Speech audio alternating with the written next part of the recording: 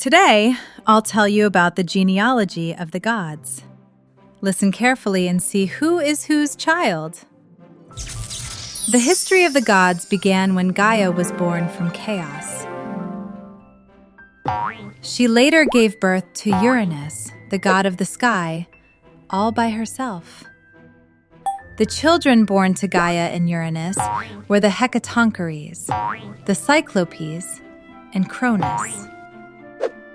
From a severed part of Uranus's body, the beautiful goddess Aphrodite was born. Cronus later married Rhea.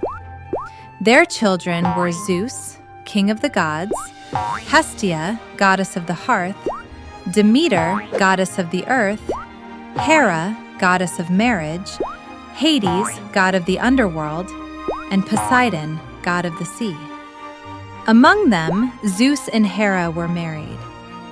From this union were born Hephaestus, the god of blacksmiths, Ares, the god of war, Hebe, the goddess of youth, and Eileithyia, the goddess of childbirth.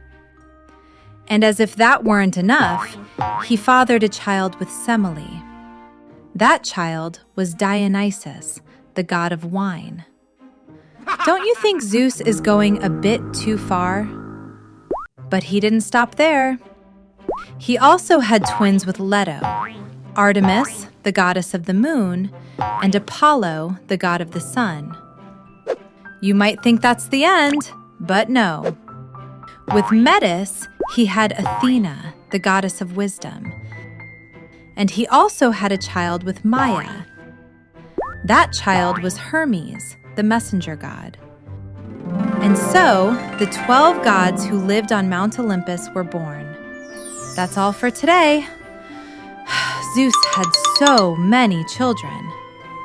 I'll tell you more stories about them next time. Stay tuned.